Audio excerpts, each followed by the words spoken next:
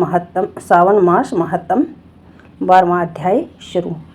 ईश्वर ने सनत कुमार से कहा, हे विधाता, अब श्रावण महीने के शुक्ल पक्ष की तृतीया तिथि की शुभ सवर्ण गौरी व्रत को कहूँगा।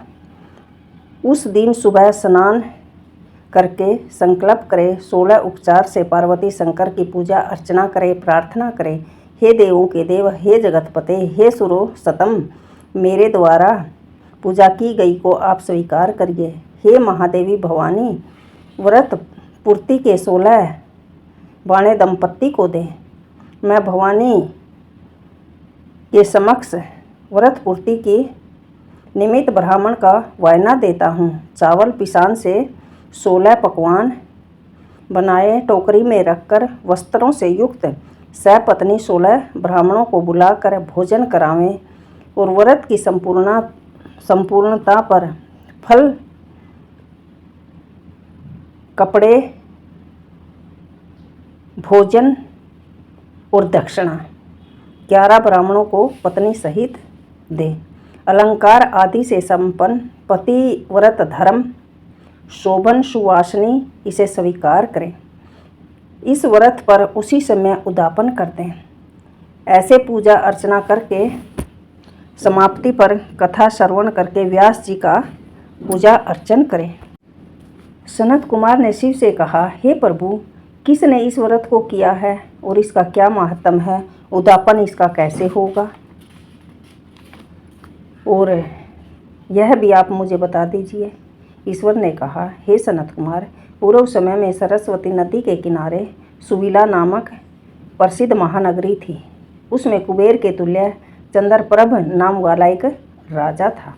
उसके रूप तथा लावण्य से युक्त सौंदर्य, मुस्कान, मनोहर कमल सदृश नेत्रों वाली महादेवी और दूसरी विशाला नाम वाली 2 रानियां थीं। उनमें से राजा चंद्रप्रभ को ज्येष्ठ महादेवी रानी अधिक प्रिय थी। एक रोज राजा शिकार की कामना के लिए वन में गया। वहाँ सिंह, वारय, अरना, भैंसा, हाथी का शिकार कर प्यास से दुखी होकर राजा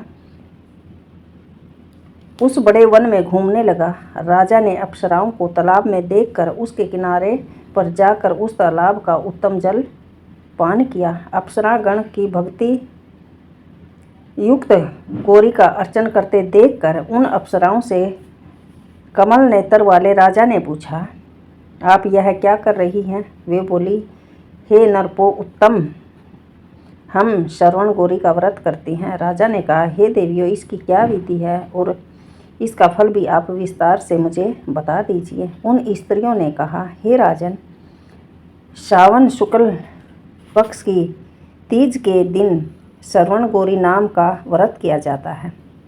इसमें परम प्रसन्नता तथा भक्ति द्वारा पार्वती और शंकर का पूजन किया जाता है। 16 तार का डोरा अपने दाहिने हाथ में पुरुष और वाम हाथ में स्त्री।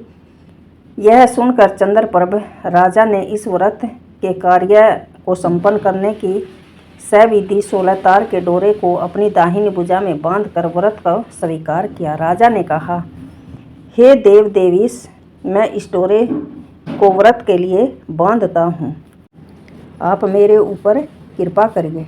इस तरह देवी का व्रत कर राजा अपने घर आ गया। भुजा में डोरे को देखकर अति क्रोधित हो रानी ने पूछा और उस डोरे को भुजा से तोड़कर बाहर फेंक दिया। राजा ने रानी से कहा, हे प्रिय, ऐसा मत करो, ऐसा मत करो। यूँ मना करने पर भी रानी नहीं मानी। वह सूखा पेड़ उस डोरे के स्पर्श से हरे पत्तों से संपन्न हो गया। जो उसने डोरा तोड़कर फेंका था राजा की बाजू से, वह डोरा एक पेड़ सूखा खड़ा था उसको छू गया और वो पेड़ भी हरा हो गया। इस बात को छोटी रानी ने देखा। आश्चर्य से युक्त उस पेड़ से टूटे डोरे को अपनी बाईं भुजा में बांध लिया। उस डोरे से उस महीने के मात्र से छोटी रानी राजा को अधिक प्रिय हो गई। इधर ज्येष्ठ रानी, बड़ी रानी व्रत का अपमान करने मात्र से राजा ने त्याग कर दिया और वह दुखी होकर वन में चली गई। वहाँ महादेवी चित्त से ध्यान कर पवित्र मुनियों के स्थान में गई कहीं निवास किया, पर श्रेष्ठ मुनियों ने उसे देखकर कहा, अरे पिशाचनी, चली जा।